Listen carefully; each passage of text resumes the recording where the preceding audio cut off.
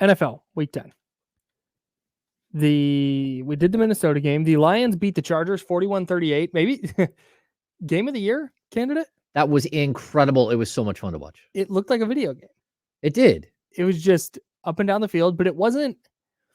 You know, when there's a high scoring game, like, okay, the Raider game last night, for example, low scoring game. And somebody tweeted out, man, if you like defense, this is the game for you. And it's like, is it good defense or bad offense? The thing that was fun about the Lions Chargers game is I don't think there was a ton of bad defense necessarily.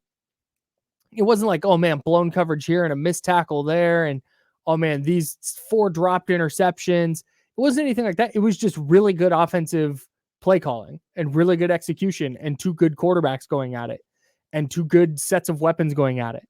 I had so much fun watching that game yesterday. Yeah, it was a blast. Like Jahmyr Gibbs just going crazy. David Montgomery going crazy. Like I thought that game was a lot of fun to watch. Even Amon-Ra St. Brown. And like I even text you at a certain point, Kyle, like the Lions and the Kings just like remind me so much of each other because we have this like long lineage of not making the playoffs, not being relevant at all, right? So that's one thing, but it's also the battle with a coach that has like an incredible offense but wants to be a defensive guy. And you see like this battle like in his head like the whole time. Like I can't believe this is happening. Like I can't believe we're in a 41-38. I can't believe we've hit the over. We've scored 79 combined points. That's what, and you can see the internal struggle, but it's okay. Like they're giving in a little bit, and man, they're fun to watch. Yeah, they're really good in the trenches. I think their defense is probably not where Dan Campbell wants it to be. Nope. But we've seen the Lions win in a couple of different ways this year. And I think they're just really, really good. I think so too. They're just a really, really high quality team that's just hard to beat week in and week out. Yeah, I don't think that they're a Super Bowl contender, but I do think that they are a team that, probably first, second round playoff team. I think it's easier in the NFL to make a run in your first trip to the playoffs. Okay. Just because there's fewer games. Remember last year with the Kings, that was the whole thing. Yeah. It's like, man, it's really hard as a team making your first playoff run to make a deep playoff run your first time. It happens, but it's difficult. Yep. And that's a little bit how I feel with the Lions. But in the NFL, it's easier to, you snag a first round bye. Now you need 2 wins and they're both home games to go to the Super Bowl. So I wouldn't be floored if the Lions did that and made a run, but I'd be a little bit surprised for sure. Yeah, the NBA has steps that you take. I mean, it's almost always you make the playoffs, and a lot of times you get just crushed in the first round. You're usually an 8 seed. And then in year 2, you might make it a series. And in year 3, you might win and make it to the second round. And so there's usually a buildup. Sometimes it moves a little faster, but for the most part, it is kind of how it's structured. And that's, the 8 versus 1. That's where the Kings took a gigantic lead by jumping all the way to 3. Yeah. And then they face the reigning champs, but they're the 8 or whatever. The 6. And then it's a 7-game series. Like that was like, holy cow, this is a great. So the Kings definitely took a step and jumped maybe 1 or 2 steps in one season. But that's not customary in the NBA. In the NFL, sure, you can do that. You can all of a sudden become a great team. Like the Miami Dolphins could still be like a Super Bowl contending team, even though they weren't in the AFC Championship game last year. I'm sticking with them. I'm sticking with the Dolphins as my AFC pick. They can beat anybody on any week. I know, man. Yeah. But I think they can also lose to anybody on any week. But ain't that the facts? The other one was Seahawks Commanders. And so the Lions stayed ahead of the 49ers in the NFC. So the Lions still the 2 seed, Eagles the 1 seed, Niners the 3. The Seahawks stayed tied with the 49ers in the NFC West by beating the Commanders on a last-second field goal. 5 game-winning field goals on the final play yesterday. Oh, pretty unbelievable.